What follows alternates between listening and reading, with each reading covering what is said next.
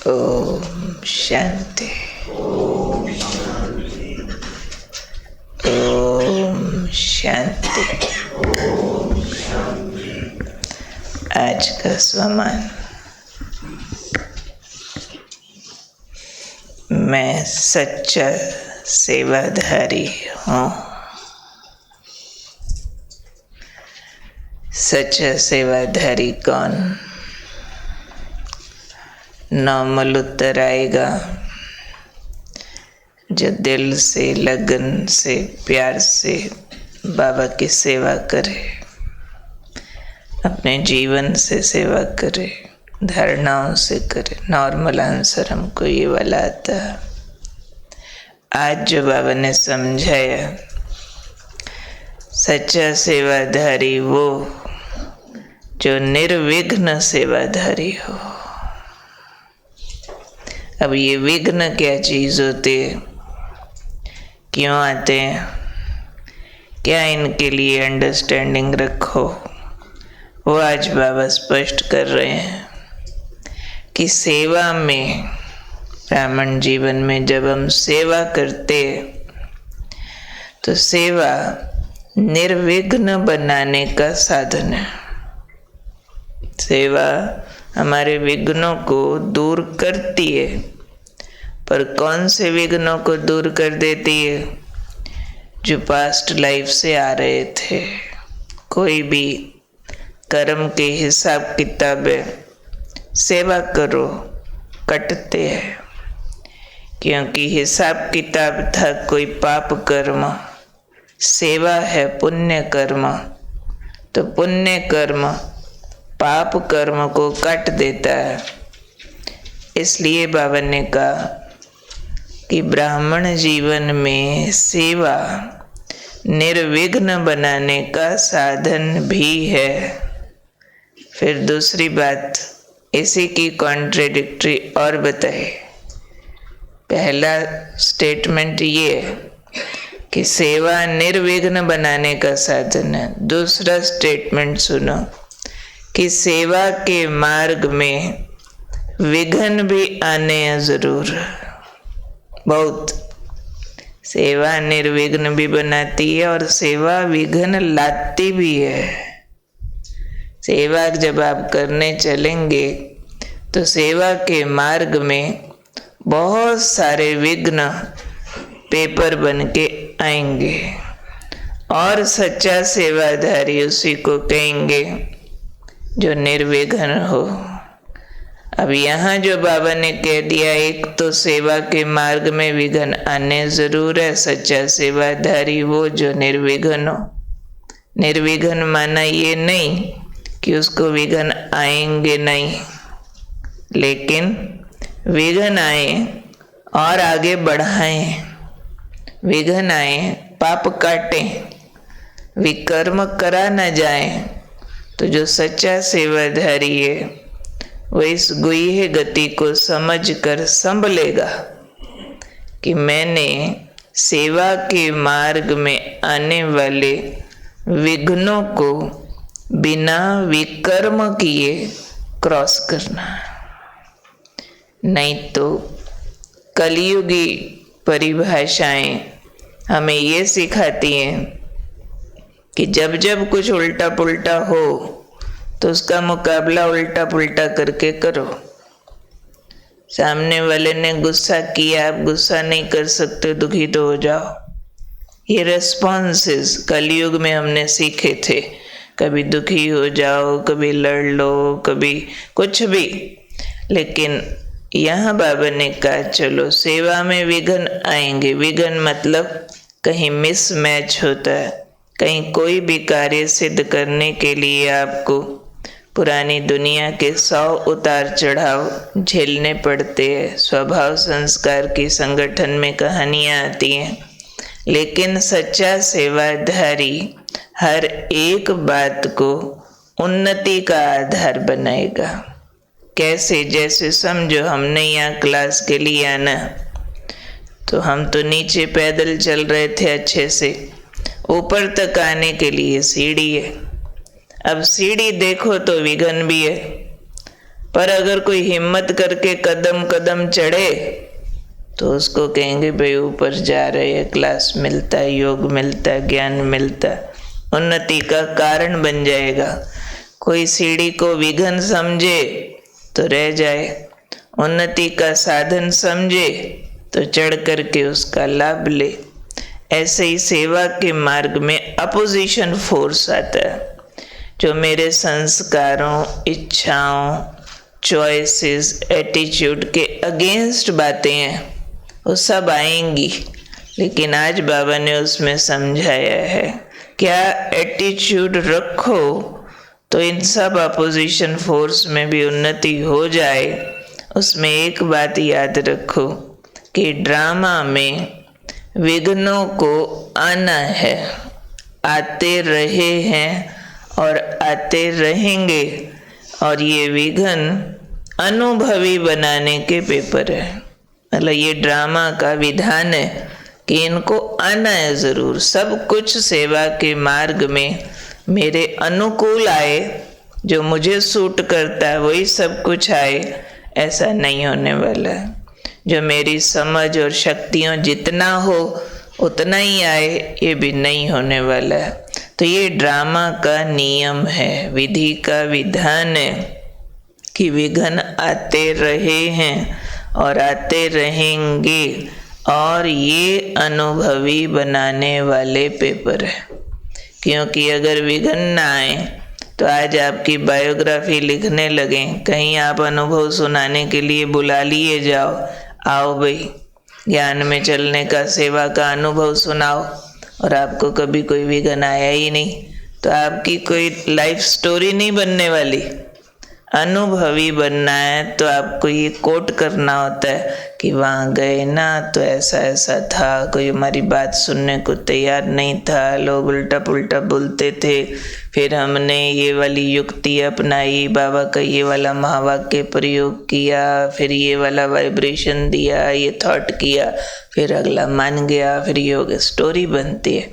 और दूसरों के लिए सीखने की एक किताब बनती है। यानी ज्ञान को अप्लाई किया और सेवा किया तो उससे कदमों के निशान बनते हैं, जो अभी गीत में सुन रहे थे ना, हमें तेरे कदमों के निशान काफ़ी है और कुछ ज़रूरत। हाँ जी, रास्तों की ज़रूरत नहीं, रोड मैप नहीं चाहिए। बाबा के कदमों के निशान ही हमारा रोड मैप है कि कब कहाँ कैसे हमारे मम्मा बाबा ने किया वही हम करते हैं, तो हमारे लिए क्लियर कट बात है। ठीक है गलत है फिर सोचने की ज़रूरत ही नहीं। ऐसे ही जो हम कर गुजरेंगे दूसरों के लिए गाइड मैप बन जाएगा। इसलिए आज बाबा ने कहा एटीट्यूड चेंज करो। जब भी विघ्न आए तो विघ्न को विघ्न न समझते हुए उन्नति की सीढ़ी समझो, तो हर कदम में उन्नति होती रहेगी। कितनी मज़ेदार बात है, कितनी मज़ेदार बात है। तो फिर सारे ज़माने के लिए एग्जाम्पल सेट हो जाएगा कि देखो ये राजयोगियों को देखो, ये भगवान के बच्चों को, ये बीकेस को देखो, बातें हमें भी आती हैं, हमें आती हैं, हम इतना डरते घबराते रोते हैं, इनको भी आती हैं। उन्हीं बातों में ये पहले से भी ज़्यादा खुश है। तो एक उन्नति का साधन बन जाएगा। पर जब पहले से सोच के रखेंगे कि ये जो बात आई है, ये मेरा फलाना रिश्तेदार मेरे से रूठा, कोई इसके पीछे कल्याण होगा। हमारी नॉर्मल भाषा है ना, कोई बीमारी आ गई, इसमें भी कोई पाप कट रहा होगा, कोई धन की बात ऊपर नीचे हुई और कुछ अच्छा होने वाला होगा। पहले से ही अगर हम इस भावना और चिंतन वाले होते हैं तो निर्विघ्न रहते हैं। और निर्विघ्न रहना ये हमारी सेवा है, ये हमारी सेवा है। क्योंकि हमें निर्विघ्न देख करके दुनिया अपोजिशन में, समस्याओं में भी सुखी और शांत रहना सीख लेगी। तो हमारी सेवा सिर्फ ये नहीं है कि हमने बाबा के कार्य में धन लगाया, हमने ज्ञान सुनाया, हमने और स्थूल सेवाएं की, वो भी एक सब्जेक्ट है, लेकिन सबसे बड़ी सेवा है अनइफेक्टेड, दुखदायी परिस्थितियों में भी सुखी रहना, गम को भी खेल बना देना, किसी भी प्रकार के अप्राप्ति को, कुछ लूज कर रहे हैं हम, उसको प्राप्ति की फीलिंग बना देना, लूजिंग फीलिंग नहीं, इनसिक्योर फीलिंग नहीं, ऑलवेज कुछ मिल रहा है, पा रहे हैं, बढ़ रहा है, ये फीलिंग्स जनरेट करना, ये हमारी बहुत बड़ी सेवा है। क्लियर हुई बात? कौन हूँ मैं? सच्चा सेवाधारी कौन होता है? जो निर्विघ्न रहता है। विघ्नों का दस्तूर क्या है? आते रहे हैं, आते रहेंगे। मेरा एटीट्यूड क्या होना चाहिए? विघ्न उन्नति का साधन है, अनुभवी बनाने वाले पेपर है, ये समझेंगे तो उन्नति की सीढ़ी पर चढ़ते रहेंगे। बाकी अभी नवरात्रि चल रहे हैं भाई, मातेश्वरी जी सामने विराजमान है, माँ को सलाम, और माँ के पद चिन्हों पर हमको चलना है। तो इस बार बहुत अच्छा होमवर्क लिया, सारी मर्यादाएं दैवी स्वरूप धारण करने के लिए अभी हम मर्यादा पुरुषोत्तम बनते। तो कल मर्यादा ली थी नैनों की मर्यादा, याद रही दिन में? किस किस को ध्यान रहा? दृष्टि की मर्यादा ज़्यादातर को रहा। आज है फिर बोल की मर्यादा। बोल की मर्यादा के साथ इन्होंने देवी का नाम लिख के हमको दिया, उमा देवी। अच्छा भाई, मैंने कहा उमा के बोल की क्या खासियत है भाई जो उमा साथ में लगाई है? तो बोल तो सरस्वती के मशहूर है, तो कहते नहीं, उमा माना उमंग उत्साह। तो हर बोल उमंग उत्साह में रहने वाला और उमंग उत्साह दिलाने वाला हो। कहते यही बोल है किसी के दिल में घाव कर देवे, यही बोल है किसी को एकदम ऊंची चोटी पे चढ़ा देवे। तो बोल ऐसा होना चाहिए जो निराश भी उमंग में आ जाए, जो थका टूटा भी उसको भी हिम्मत जाग जाए, उसकी भी टांगों में ताकत आ जाए। तो हमारे बोल में लॉजिकल, रियलिस्टिक, प्रेम भरा और मधुर बोल होना चाहिए। दादियों के लिए कहा करते थे, उनके बोल में दो विशेषताएं होती है इकट्ठी एक ही बोल में, विनम्रता भी 100%, अथॉरिटी भी 100%। दो विशेषताएं इकट्ठी, नहीं तो वैसे कॉन्ट्रडिक्टरी होती हैं। जहाँ अथॉरिटी कोई दिखाता है तो विनम्र नहीं हो पाता है, जहाँ कोई विनम्रता दिखाता है तो अथॉरिटी लूज करता है।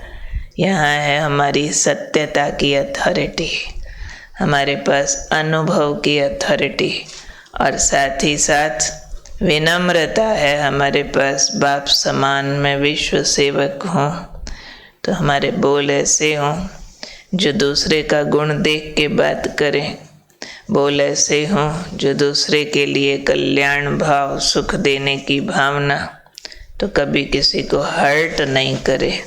तो आज का व्रत है हमारा कि मेरा बोल सुखदायी, खुशी, उमंग, उत्साह बढ़ाने वाला, रियलिस्टिक, लॉजिकल, सत्य बोल हो, बाबा की याद वाला हो, सुख शांति के वाइब्रेशन वाला हो, टू द पॉइंट हो, कम बोले, धीरे बोले, मीठा बोले, तोल के बोले। तो इस पर चिंतन करते हुए बहुत सावधानी से ये डब्बा खोलेंगे, ना तो चुप रहेंगे, खुलेगा तो मीनिंगफुल, कुछ दे जाएगा सबको ज्ञान रतन, हीरे मोती। ठीक है? ओके।